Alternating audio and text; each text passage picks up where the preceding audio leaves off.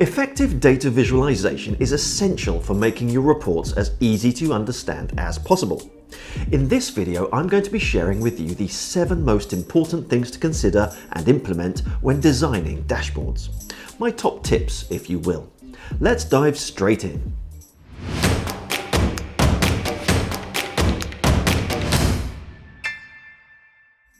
Hello and welcome to Vitamin BI, bringing you business intelligence for beginners and beyond. My name's Adam, and on this channel I talk about how you don't need to be a data scientist or have a huge budget to get started in BI. So if that's something you're interested in learning more about, don't forget to subscribe and click that bell to get notified when I post new videos. So this video contains content taken from my brand new online course, The Ultimate Guide to Google Data Studio. It's really about a lot more than just Data Studio though. It covers lots of areas of business intelligence too. So if it's something you're interested in, then check out the link in the description. Okay, so this is taken from Module 8, all about building reports and dashboards. If you've got any questions or comments, just leave them in the comment section below, and let's get on with the video.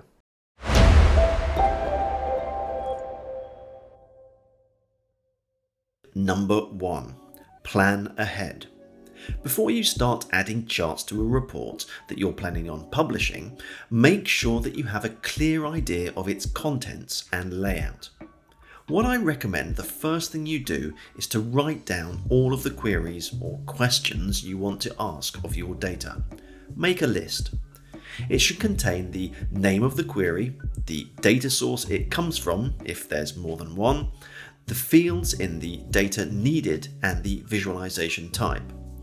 The last one isn't essential at this point though, if you haven't done any data discovery to see the kinds of results you'll be working with. In the resources of this lesson, I've added a template for this list of queries that you can download or share to your Google Drive. It's what I share with my clients to help them plan out their project. Once you've made your list, then I recommend taking a blank sheet of paper and a pencil and simply sketching out a rough drawing of how you'd like your report to look. Nothing detailed, just a very rough sketch. Try and add in all of those queries from your list. Believe me, this will be a great help. You'll also find out whether you're going to need to have more than one page in your report, how you could potentially group certain queries together, which brings me on to my next tip. Tip number 2, tell a story. What I mean by this is that your report is going to be read by its viewers, most likely from top left to bottom right, like a page of a book. That's just the way our brains are set up. So make sure there's some coherence to the report in terms of which queries you're showing where.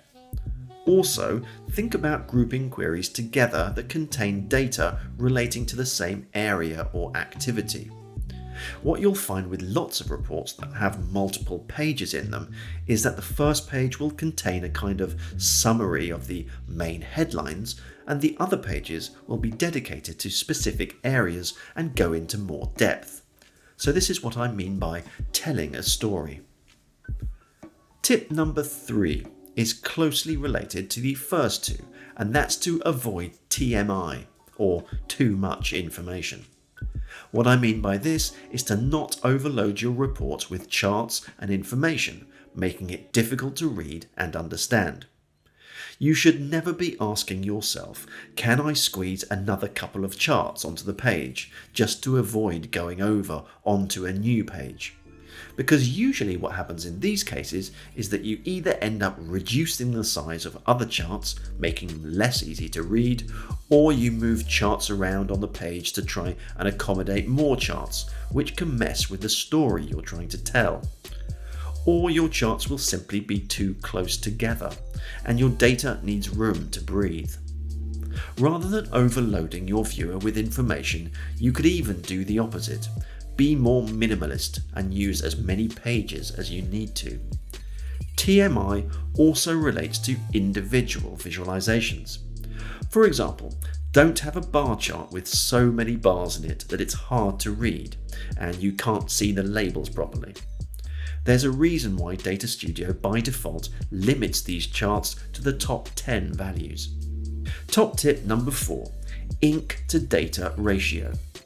This is a concept introduced by Edward Tufte, a data visualization expert, in his 1983 book, The Visual Display of Quantitative Data.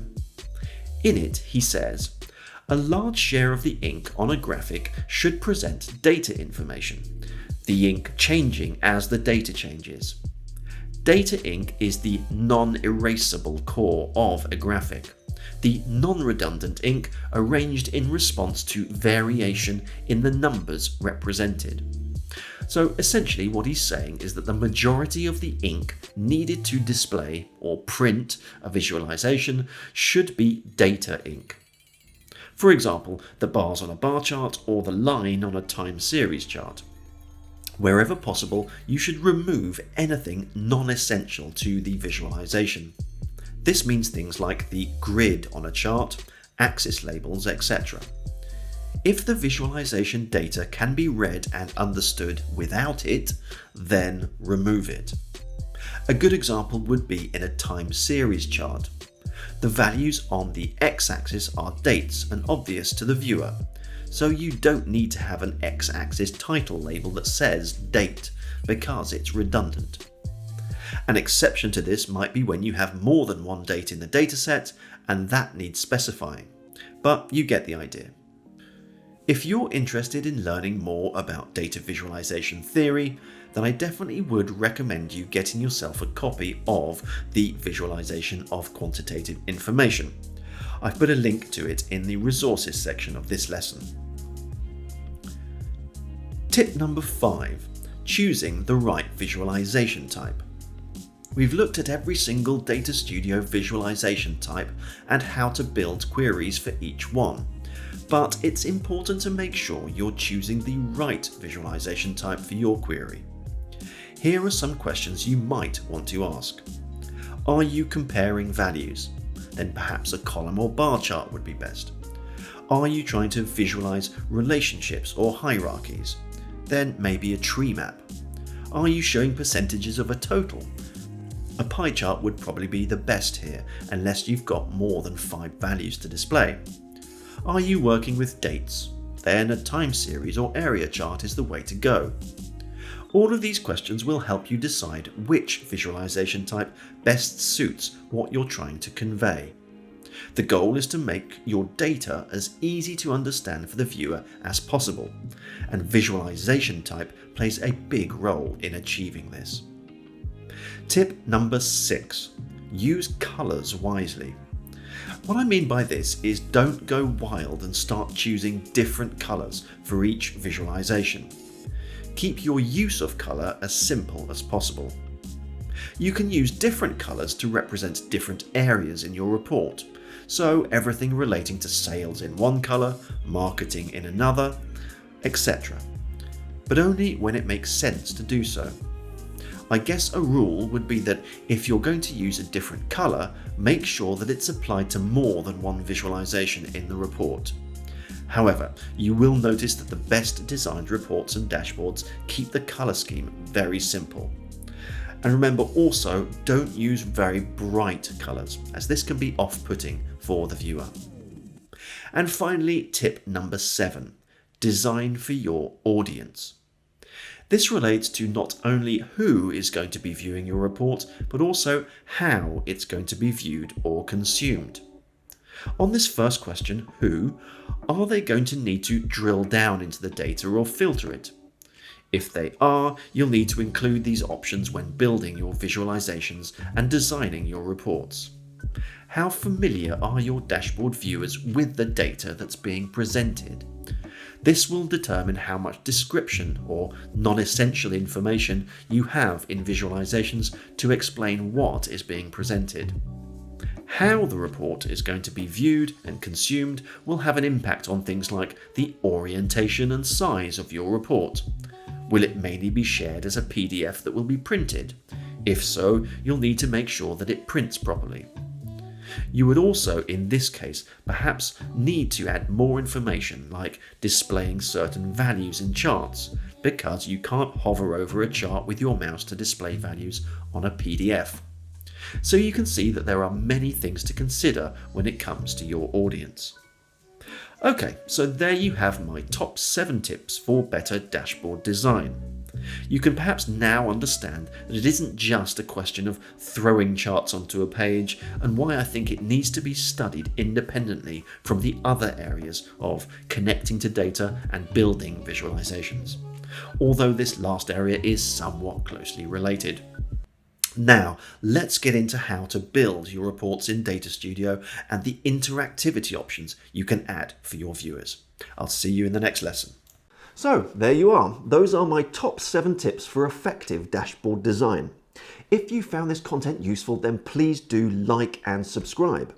As I said at the beginning of this video, this content is taken from my brand new online course, The Ultimate Guide to Google Data Studio.